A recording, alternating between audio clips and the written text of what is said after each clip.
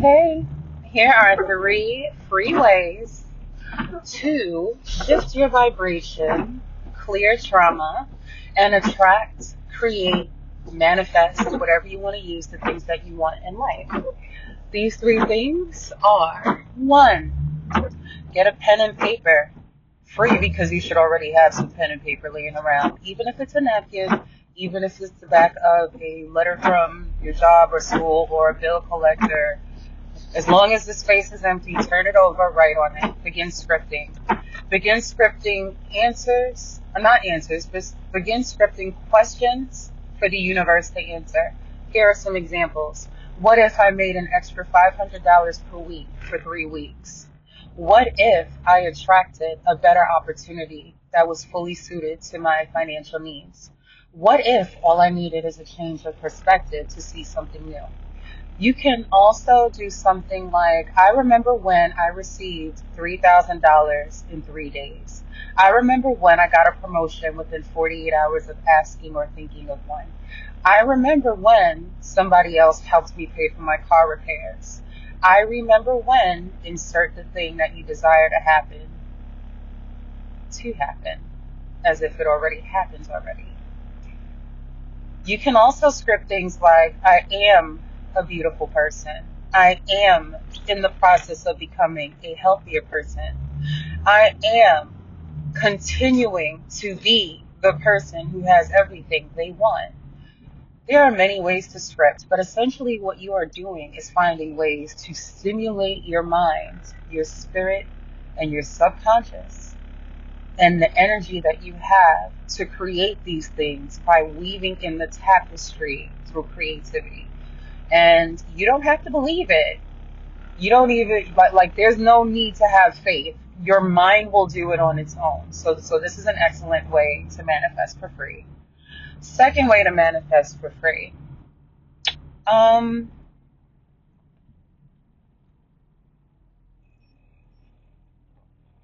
Try something new. And when I say try something new, when you try new things and you go out of your way to consciously break the routine that you're in, even if it's as small as always getting a cup of coffee at a specific spot, at a specific time every single day, you're signaling to the universe that you are ready to break from this safe and normal. You're safe and you're normal and you're familiar. These are all wonderful until it's time to bring in something new in your life. When you stick to the same energy and you stick to the same routine and you carve out that energetic path, your brain kind of limits what can happen. You're limitless. Anything can happen. You might even have somebody else's energy imposed upon you. But when you consciously become present and you're like, man, I do this thing every Sunday without fail, and you shift to say, you know what, let me go 15 minutes earlier, or let me do my workout before I go do this thing, or you know what, let me go left instead of right this time. Your energy is putting you in a new place, in a new position, and in a new energy. It may seem subtle, it may seem imperceptible. You might not notice the shift because little hinges swing big doors. But over time, as you start to interact with new areas of your reality that are off the beaten path, things will shift, insights will come to you. If you don't know when to make these changes, don't force yourself to change. What you do is allow yourself to be willing to be open to the inspired actions and the little voices and inclinations that you might sense or feel that are saying, you know what, I don't want scrambled eggs today. I want a peanut butter smoothie with some avocado toast. Random, very random. But when you get random new ideas, if you can, follow them.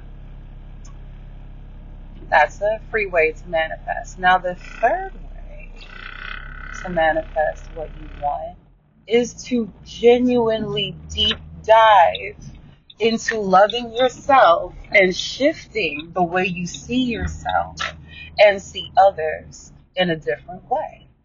Now, here's an example, and I'm going to use like one that's really popular right now. Manifesting somebody that you want or manifesting love or manifesting better treatment. So manifesting better treatment from somebody you love or manifesting more love in general. Most of the people who listen to my words and truly resonate, they tend to have a strong energy of proving themselves and doing so by overgiving and overcompensating. They may overgive to others and then they might overly compensate for the flaws of the other person. They tend to be highly conscientious and self-aware, though not perfect, of what they need to work on. And then they're also highly sensitive and aware of other people's needs and perceptions, but may go out of the way to make the other person comfortable at the expense of themselves. Whether that person knows what you're doing for them or why, you're doing it from a frequency, a silent radio station of, I need your desire, validation, approval, and love. And that person, depending on where they are in their journey, they might feel entitled to keep you in that position. They might even, they may not realize that they have you in that position, but they might really prevent you from genuinely rising into an equal and mutually reciprocal energy because you yourself don't feel that you're worthy of it and it's showing up in your behavior. So in order to change this, you don't stop being the person you are to that person, but you pour more of that into yourself. If somebody cancels plans with you, or you don't have to work for some reason, or you just need to take a day off, you retreat, you do that, and you sit in your royal court and you ask yourself, self, what do I need today? How can I pamper and give to myself? You might need to go get a massage. You might need to change your bed sheets. You might need to schedule a therapy appointment. You may need to do a little bit of shadow work. But whatever it is, these are things that actively pull you toward more self-love, more self-validation, more filling of your own cup. You're not aware of what it is you need until you shift and do something new, such as I previously suggested, and listen to the tiny inclinations that lead you toward possible breakthroughs. Self-love is also synonymous for the purposes of this discussion, because I'm ready to, wrap things up. Self-love can be synonymous with validation, self-validation, self-worth, just self-deservingness, feeling worthy, feeling deserving, and more than anything, possibly being able to receive. The better you feel about yourself, the more open and willing you are to receive from others, including and especially when you're in a reciprocal position. If you become extremely self-loving, yet powerful and positive, you stand to also potentially put yourself in a position where you love to give to yourself, other people love to give to you, and in fact, you may find that there's not enough giving to other people before it pours back into you so generously that it almost feels like you're not reciprocating, but you're genuinely just giving. When you give love to yourself, you create this effortless wellspring of abundance. So if you get an urge to validate yourself by doing something for somebody else that you haven't done for yourself in a while, it's time to do that. If you're giving other people money so that they can pay their rent real quick, how about you give yourself a little extra payment on your rent so that your rent is caught up or has credit on it? Or pay your cell phone 2 months in advance so that by the time it's time to pay it, you've already got credit on the account. Give yourself flowers. Give yourself those new pair of Jordans. Give yourself whatever it is that you're looking for that you would desire to reciprocate in other people so that you can get it. I'm not going to lie. I made this mistake heavily. There was a time I actually gave somebody a fucking Versace robe. Now, that's telling on myself enough because I never gave myself a Versace robe. Looking back, I wasn't really into the Versace robe. I wanted the slides. This person promised me the Versace slides and I never got them. I gave up my dream of that because I had held on to it so much. And honestly, I don't know if I care about the slides anymore because it's like years later and it's not like those types of things aren't that deep to me. But if I were in that position to learn my lesson, to balance out the disrepair of that situation, I should have gotten myself 2 pairs of slides and a fucking robe. Maybe I should still do that. Maybe I'll think of doing that. But instead of giving this person a robe, I needed to see, do I have $600 worth of robes? No. Why the fuck am I giving him a robe? Do I have 4 pairs of Versace slides? Has this person done anything for me? No. Okay, let me spend some more time doing it by myself. I don't need to hear this person's excuses about why their bills aren't paid. I don't give a fuck about their mom's surgery. I don't care about anything that doesn't have anything to do with me. I'm not getting the reciprocation I want. I'm not getting the respect that I want. I'm not getting the treatment I want. Here's how I will put that into everything I told you. I would sit down and say, what if this person realized that they deserve to give me my gift? What if I deserve the reciprocity? What if I deserve 3 pairs of slides instead of 1? What if I received 3 times the money needed to get the slides I want?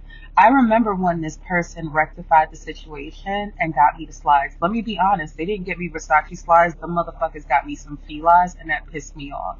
So it was like, not only did you not get me what you promised and said you would give me, you actually got me some bullshit and thought I was okay with it. However, lessons learned, because again, today, in this daytime and climate, I don't think I would really walk around wearing any Versace slides right now, because I don't need to draw that type of attention to myself when we're all pretty much supposed to be broke. You know what I'm saying? It's 2024. But I could give myself something of equal value that I would like just as much as I wanted those slides. So what if I remember when this person contacted me out of the blue and gave me money to get what I really wanted equal to the value of the slides plus interest.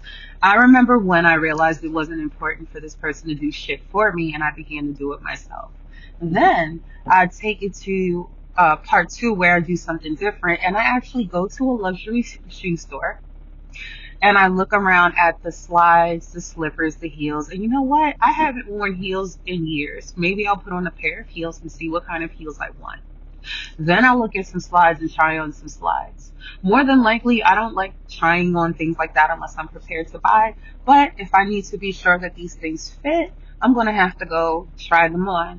Since I'm in a luxury store, that means I'm close to other high-end premier retailers, right? So then I'd walk through those different retailers, see which ones caught my eye, and look at different things in different places.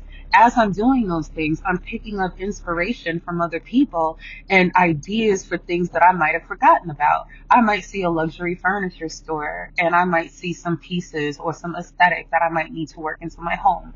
That's a small project I can take on later, but the energy is there, the idea is there, the freshness is there. I might see a different ambiance of people in that demographic and I might like the way they dress. I might get new ideas on how to dress. I might see how people of a different echelon dress and present themselves and begin to maybe incorporate ideas of what do I like that I can incorporate in my image so that I get the same treatment and hold the same air as those people. I might observe how somebody who might be more masculine or more feminine than I might genuinely see interacts in a certain situation and learn from how they do things. I might see somebody who acts less masculine or less feminine than what I usually see and still observe how they interact and how it may work out for them and observe. But I'll use this openness to give myself something new, the opportunity to be open to multiple different things that can come to me. Third, I might take, again, $400, $500, $600 or whatever amount of my money and then intentionally give myself the thing that I want somebody else to give me. In doing that, in pulling back, in focusing on myself, not only am I filling my cup because I'm not waiting for somebody else to replenish me, I'm also able to pick up what does and doesn't work for me and have the creativity come to me. So hopefully this inspires you in some way, but this was my presentation and quick chat on 3 things you can do to manifest for free. Don't forget your pen and paper. Let me know what you think and have a good one.